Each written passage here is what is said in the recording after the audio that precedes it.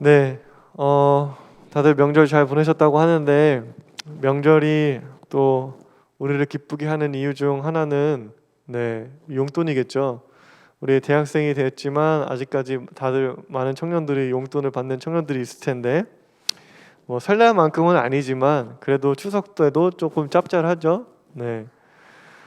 물론 용돈을 받을 나이가 지난 청년들도 있을 텐데 이제 그래서 용돈을 느고 있는 청년들도 있을 텐데 그래도 지난 날을 생각해 보면은 저도 한 대학생 정도까지 용돈을 받았던 것 같아요. 네, 보통 대학교를 졸업하고 하면은 이제 탁 끊으시더라고 다들. 네, 참 기분이 좋았습니다. 용돈을 받으면 친척들을 만나서 즐거운 시간을 보내고 이제 헤어질 때쯤에 내심 기대를 해요. 아닌 척하지만 기대를 하고 있어. 내 마음속에 왜 그냥 가시지? 왜 나를 따로 부르지 않지? 라고 하는 그 설레는 마음이 있죠. 그러다가 나를 부르면 당황한 것처럼 네? 이러면서 가가지고 용돈을 주시면은 바로 받지 않고 아니에요 아니에요 저 알바해요 아니 돈 있어요 아니 괜찮아요 라고 하면서 속으로는 예스 굉장히 기뻐하는 거를 여러분들도 다들 경험하셨으리라 생각합니다. 그렇게 용돈을 저는 받으면은 아주 칼같이 11조를 뗐는데 뭐 믿음이 좋아서 11조를 뗀 건 아니고요. 다 목적이 있어서 속셈이 있어서 그렇게 11조를 정확히 떼었죠. 뭐냐면 바라는 마음은 11조를 드리면서 바랐던 마음은 지금 갖고 있는 그 설날이나 추석 때 받으면 돈이 두둑하잖아요. 그게 줄지 않았으면 좋겠다는 마음이었어요. 하나님 이게 줄지 않게 해주세요. 근데 그 마음이 쓰지 않겠다는 마음은 아니에요. 열심히 써야지. 돈을 받았으면 열심히 써야죠. 열심히 펑펑 노를 텐데 노는데도 불구하고 하나님 놀라운 기적으로 채워주시길 바랍니다 라고 하는 마음으로 그렇게 칼같이 11조를 드렸어요. 근데 뭐 11조뿐만 아니라 저의 지난날의 신앙생활을 보면은 모든 신앙적 행위가 그랬어요. 하나님께 항상 어떠한 보상을 바랬던 것 같아요. 기도를 하는 것도 뭐 예배를 드리는 것도 수련회를 가는 것도 다 하나님한테 뭔가를 받아내려고 어떤 보상을 기대하는 마음으로 그런 것들을 행했습니다. 그러니까 뭐 신앙생활을 하는 것 자체가 내가 신앙생활을 하는 것 자체가 어떤 보상을 기대하는 마음이었던 거죠. 그러한 신앙에 있어서 가장 큰 영향을 미친 게 바로 오늘 말씀일 것 같아요. 일천번제를 드려서 싹 다 가졌어 솔로몬은. 지혜뿐만 아니라 부귀, 영화, 뭐 권력, 뭐 다 장수까지 다 가져버렸습니다. 그래서 다 솔로몬처럼 되고 싶었죠. 그래서 열심히 뭐 헌금도 내고 솔로몬과 같은 복을 받으려고 그랬던 것 같습니다. 솔로몬의 일천번제 이야기는 참 오해가 많은 이야기예요. 왜냐하면 이 이야기는 자칫 잘못 해석되면은 많은 신앙인들을 굉장히 기복적인 신앙으로 빠지게 할 위험이 있는 말씀입니다. 기복적인 신앙이라고 하면은 신앙의 목표와 목적, 그러니까 하나님을 믿는 이유가 복받기 위함이라는 거예요. 그거를 기복적인 신앙이라고 하는데 그것도 복도 또 여러 가지 복이 있을 거 아니에요. 근데 기복적인 신앙에서 그 복이라고 하면 건강, 장수하는 거, 그다음에 돈 많이 버는 거. 그것을 복이라고 합니다. 그러니까 하나님을 믿는 이유가 건강하고 아프지 않고 이제 돈을 많이 버는 것에 있는 것이죠. 물론 건강과 부유함을 바란다고 해서 돈 많이 버는 것을 바란다고 해서 나쁜 것은 아니라고 생각해요. 뭐 아프고 싶은 사람이 어디 있겠어요. 아프면은 슬프지 않은 사람 다들 슬프지. 가난하고 싶은 사람이 어디 있겠어요. 그죠? 다들 돈 많이 벌고 싶지. 근데 하지만 문제는 뭐냐면 그게 신앙의 목적과 목표가 되어서는 안 된다는 거예요. 괜찮아. 돈 많이 버는 거 좋죠. 건강한 거 좋아요. 근데 그게 어떤 하나님이 주시는 보너스가 아니라 그것이 신앙의 목적이 되어서는 안 된다는 것입니다.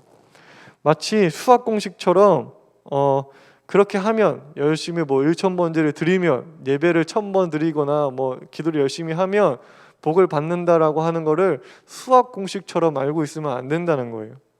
신앙은 결코 그런 것이 아닙니다. 만약에 그렇게 되면은 어떤 문제가 생기냐? 몸이 아프잖아요. 가난해. 내가 돈을 좀 못 벌어. 그건 뭐예요? 믿음이 없는 거예요. 기도를 덜 한 거야. 예배를 덜 드린 거예요. 그런 문제에 빠지게 돼요. 그렇게 되잖아요. 그러면 저는 같은 목회자는 좋아요. 괜찮아요. 왜냐하면 목회가 굉장히 편해져. 왜? 여러분들한테 문제가 생겼어. 그럼 내가 뭐라고 얘기해? 예배 더 드리라고 하면 돼요. 기도하라고 하면 돼요. 네. 모든 문제가 그냥 너가 기도를 덜 해서 온 거야. 너가 헌금을 덜 해서 온 거야. 더 열심히 기도하세요. 더 많이 헌금하세요. 더 많이 예배하세요. 라고 얘기하면 모든 것이 해결됩니다. 근데 그렇지 않잖아요. 결코 삶의 여러 가지 어려운 문제들은 그렇게 간단하게 해결되고 그냥 그렇게 간단하게 수학 공식처럼 자판기처럼 그렇게 해결될 수 있는 것들이 없습니다. 그렇지 않아요. 솔로몬은 다윗의 10번째 아들이에요. 다윗의 10번째 아들. 우리나라도 그랬지만 보통 왕위는 누가 물려받죠? 첫째 아들이 물려받죠. 근데 솔로몬은 10번째 아들이에요. 더욱이 솔로몬의 엄마는 누구예요? 솔로몬의 엄마 누구죠? 밧세바. 그렇죠? 밧세바. 밧세바랑 이 다윗이랑 어떻게 결혼하게 됐는지 여러분들 다 아시죠? 밧세바는 원래 다윗의 부하였던 우리아 장군의 아내였잖아요. 근데 다윗이 밧세바를 보고 한눈에 뿅 가죠. 그래서 이제 뭐 거의 폭력적으로 겁탈이라고 볼 수 있죠. 그래서 자신의 왕이라는 권위를 사용해서 그 밧세바를 함부로 취하죠. 그리고 나서 아이가 생기니까 그것을 숨기기 위해서 우리아를 전장으로 보내서 이제 죽게 만듭니다. 네. 그리고 나서 나중에 이제 밧세바와 이제 결혼을 하게 되죠. 그러니까 솔로몬은 이제 뭐 정상적인 결혼, 우리가 흔히 생각하는 정상적인 결혼이나 그 부부 사이에서 태어난 그 자녀가 아닌 것이죠. 네. 10번째 아들일 뿐더러 정상적인 부부 사이에서 태어난 존재도 아니니까 네. 솔로몬이 왕이 되기에는 본래는 굉장히 힘들었다고 볼 수가 있습니다. 만약 솔로몬이 이제 나단 선지자의 도움으로 이제 왕이 됐거든요. 근데 나단 선지자의 도움으로 많이 왕이 되지 못했다면 분명 솔로몬은 죽은 목숨이죠. 네. 왕권을 위협할 수 있는 왕이 될 수도 왕권의 자리에 도전할 수도 있는 인물로 여겨져서 분명 죽임을 당했을 것입니다. 보통 1000번제라고 하면은 한 번, 두 번, 세 번 해가지고 1000번을 제사를 드렸다라고 알고 있는데 이거는 굉장히 오해입니다. 잘못 알고 있는 거예요. 네, 1000번을 제사를 드렸다는 것이 아니고요, 1000마리의 제물을 바쳤다는 것입니다. 1000번 제사를 지냈다는 거 아니라 1000 번제를 드렸다. 1000마리 번제물을 드렸다는 뜻입니다. 그러니까 1000마리 번제물을 뭐 10번에 나눠서 드렸는지 한 번에 드렸는지 그거는 몰라요. 근데 지금 성경은 솔로몬이 1000마리의 번제물을 바쳤다고 지금 기록을 하고 있는 것입니다. 근데 생각해 보면은 한 마리의 제물을 드리는 것도 각을 뜨고 준비를 하고 하는 일이 엄청 수고롭고 물질적으로 시간적으로 소모되는 일인데 1000마리의 제물을 드렸다면은 정말로 많은 물질과 그 다음에 시간을 하나님을 위해서 바쳤던 것입니다. 정말 대단한 거예요. 네. 근데 솔로몬이 그러한 시간적 그리고 물질적 희생을 감수했던 이유, 우리는 한번 생각해 봐야 됩니다. 왜 솔로몬은 그런 1000번제를 드렸을까? 왜? 우리는 솔로몬이 받은 하나님의 복을 알고 있어요. 이미 이 내용을 다 알고 있기 때문에 솔로몬이 그 복을 받기 위해서 이것을 했다고 착각하기 쉽습니다. 하지만 그것은 솔로몬의 1000번제는 어떤 보상이나 보답을 기대하고 드린 것이 아니었어요. 그것은 미래에 주어질 무언가를 기대하기보다 지난 일에 대한 감사였어요. 미래에 이루어질 뭔가를 기대하는 것이 아니라 지난 날에 대한 감사였어요. 왕이 될 수 없는 자신을 왕으로 세워주시고 또 왕이 안 됐으면 죽었을 것인데 목숨도 살려주시고 그리고 왕권도 안정되게 안전하게 보호해 주시니 그 모든 것들이 감사였던 것입니다. 그러니까 1000마리의 제물도 아깝지 않았다는 거죠. 네. 근데 이게 쉽지가 않아요. 사실 지나간 일 있잖아요. 이미 이루어진 일에 대해서 이렇게 어마어마한 희생을 드리면서 감사를 드린다는 게 결코 쉽지 않습니다. 여러분 생각해 보세요. 내가 뭔가를 기대할 때는 1000마리든 뭐 1000만 원이든 막 투자할 수 있어. 그 일이 이루어진다면. 근데 그 일이 이루어지고 나서 내가 1,000마리, 만약 예를 들어 돈으로 만들면 1,000만 원의 헌금을 낸다? 그건 결코 쉽지 않은 일이에요. 근데 지금 솔로몬은 그런 모습을 보여주고 있는 것입니다. 이것은 엄청난 차이예요. 뭔가를 기대해서 1,000번제를 드리느냐, 지나온 일에 감사하면서 1,000번제를 드리느냐는 엄청난 차이입니다. 하나님을 믿는 목적, 하나님을 찬양하고 예배하고 헌금을 하고 기도로 하는 목적은 뭐예요? 우리가 신앙생활을 하는 목적은 뭐예요? 신앙생활을 하는 이유가 뭐예요? 뭔가를 바래서인가요? 아니에요. 이미 주어진 것들에, 이미 일어난 것들에, 이미 여러분들이 누리고 있는 것들에 감사하는 것입니다. 하나님을 믿는다는 것은 내가 잘 되기 위해서 전지전능한 신의 힘을 구하는 것이 아니에요. 하나님을 믿는 이유는 하나님을 믿는다는 것은 내가 달리 본다는 거예요. 내가 이미 내 눈에 보이는 것들, 내가 이미 갖고 있는 것들을 달리 본다는 것입니다. 그것들을 감사하게 여기고 당연하지 않게 여기고 그 일상을 굉장히 소중하게 여긴다는 것입니다. 그래서 그 감사한 마음에 예배하고 찬양하고 그 다음에 헌금하고 기도하는 것이죠. 무엇을 더 바라기 하나님을 믿는 것이 아니라 이미 다 받았다고 감사하는 것이 하나님을 믿는 신앙인 것입니다. 이 솔로몬이 왕이 되는 과정을 보면은 마치 우리나라의 사극 같은 거를 이렇게 보게 하는 느낌이 들어요. 네. 그래서 열왕기상 1장에 나오는데 나중에 여러분들 시간 되면 보세요. 우리나라 사극이랑 비슷해. 막 자기네 그 후궁이 자기 아들을 왕으로 세우려고 막 그 신하들이랑 이렇게 막 논의하고 막 하잖아요. 계략을 펼치잖아. 그런 내용이랑 좀 비슷한데 솔로몬이 왕이 되는 과정을 보면 이 나단의 책략과 이제 밧세바의 뛰어난 연기력이 솔로몬을 왕이 되게 했습니다.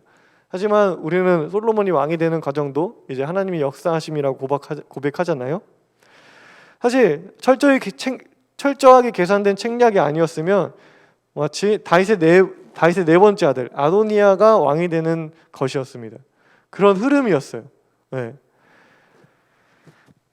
그런데 우리는 이제 전반적으로 이 모든 역사를 보면서 하나님의 은혜로 솔로몬이 왕이 됐다고 고백하는데 하나님의 은혜라고 고백하는 일들을 보면 사실은 그 안에는 들여다보면 수많은 인과관계와 사람들의 이해관계가 얽혀 있습니다. 저도 잘 몰라. 막 로마 역사 이런 거 잘 모를 때, 기독교사, 교회사 잘 모를 때 나중에 막 예수님에서 시대가 지나서 그리스도교가 로마의 국교가 되잖아요. 그거 엄청난 거잖아. 그래서 저는 뭐 그거에 대해 잘 모를 때 하나님이 이런 역사하시는 거다. 다른 사람들도 얘기했어요. 그 팔레스타인의 한 그 예수가 그리고 그리스도교가 로마의 그 엄청난 제국의 국교가 된다라고 하는 게 말이 되냐? 그건 정말로 하나님이 역사하신 거 아니겠느냐? 그렇게 생각을 했는데 나중에 이제 역사를 공부하면서 그게 왜 그렇게 됐는지, 어떤 인과관계가 있고 어떤 인간 관계가 있는지, 사회적, 정치적 어떤 일들이 있었는지 이제 알게 돼요. 알게 되면서 이게 하나님의 은혜인가? 막 고민이 들지만 또 시간이 더 지나면은 그 모든 것들 안에서 또 하나님의 역사하심을 발견하게 됩니다. 솔로몬이 왕이 되는 과정도 마찬가지였어요. 그는 자신이 왕이 된 과정을 누구보다 잘 알고 있었을 거예요. 지가 왕이 어떻게 됐는지 잘 알고 있었겠죠. 이를 통해서 두 가지, 솔로몬은 자기가 왕이 되는 과정을 보면서 두 가지를 학습할 수 있었을 거예요. 하나는 뭐냐면 역시 정치가 중요하구나.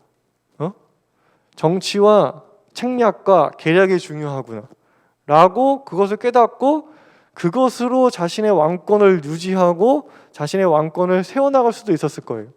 하지만 솔로몬은 그 모든 과정을 그렇게 바라보지 않았습니다. 그것을 그렇게 해석하지 않았어요.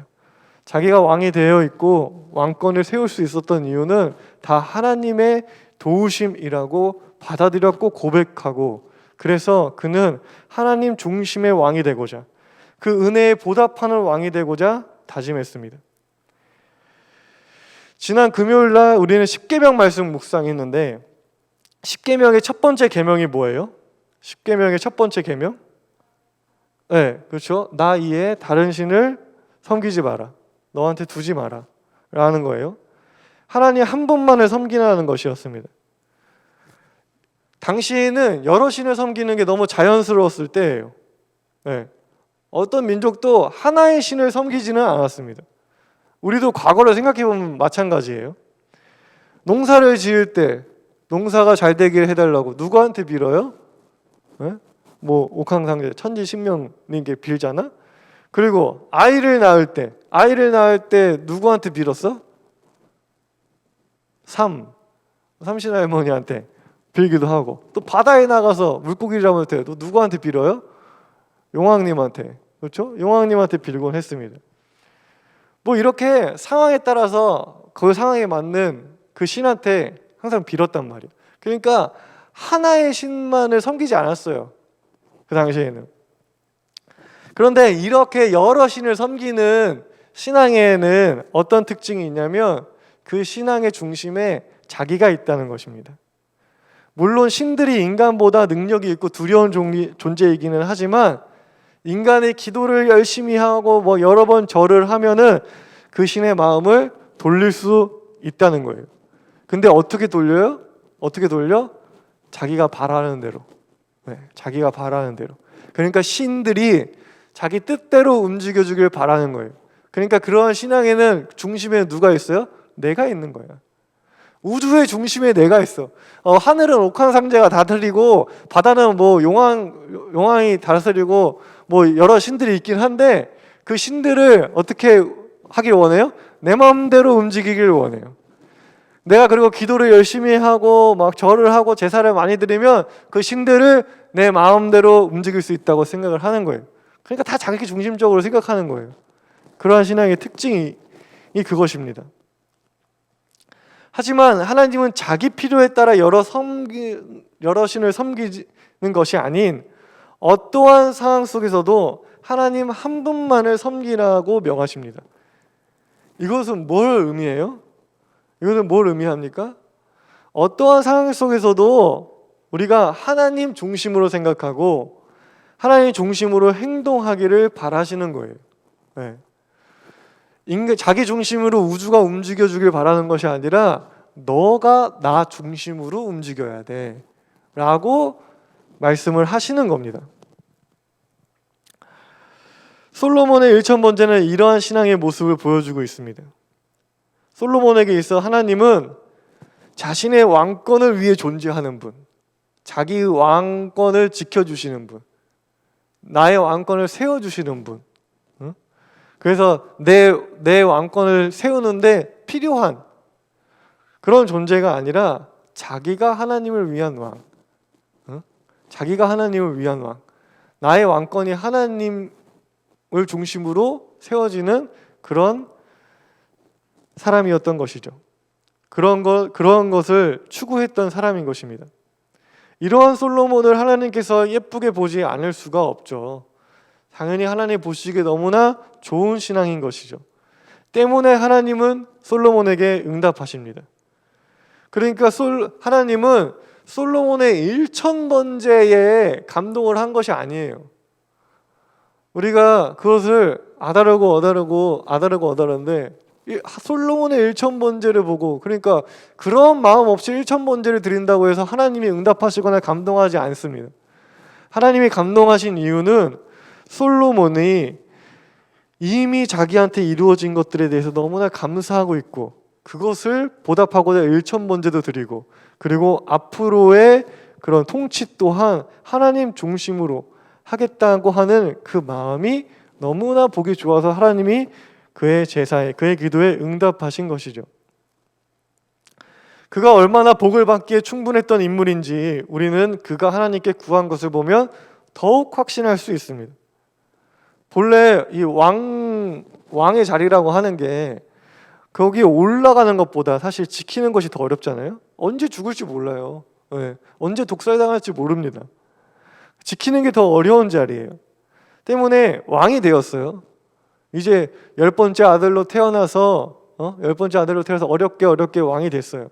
그러니까 얼마나 그 왕권이 불안하고 왕권을 세우는 게 힘들었겠어요. 그러니까 왕이 되어서 안전하고 안정된 왕권을 일구어야 하는데 그러려면 뭐가 필요하겠어요? 여러분들 생각해 보세요. 강력한 왕권을 위해서는 뭐가 필요하죠? 강력한 군대, 그렇죠? 그리고 또 지지 기반, 나를 이렇게 좋아하는 사람들, 또 엄청난 재물, 돈이 많으면 사람들을 막 부릴 수가 있잖아요, 내 마음대로. 그런 것들이 필요했을 거예요. 그런데 하나님이 솔로몬에게 너는 무엇을 원하느냐, 무엇을 바라느냐고 물어보니까 솔로몬은 뭘 구해요? 지혜를 구해요.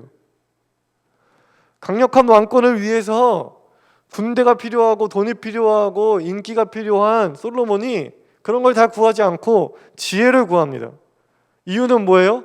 백성들을 잘 돌보고 싶다고. 백성들을 잘 돌보고 싶다고 솔로몬은 지혜를 달라고 합니다. 그는 다른 무언가로 자신의 왕권을 세우기보다 하나님이 사랑하시는 연약한 힘없는 백성들을 잘 보살피기 위해서 지혜로운 왕이 되기를 원했습니다. 하나님 중심의 삶이라고 하는 게 여러분 다른 것이 아닙니다. 하나님 중심의 삶이라고 하는 게 다른 게 아니에요. 하나님 사랑은 곧 이웃 사랑이죠. 말인즉 하나님 중심의 삶은 뭐예요? 이웃 사랑이 중심이 되는 삶인 것입니다. 솔로몬의 대답에서 우리는 그의 중심에 무엇이 있었는지 확실하게 알 수가 있어요. 그의 중심에는 하나님이 있었죠.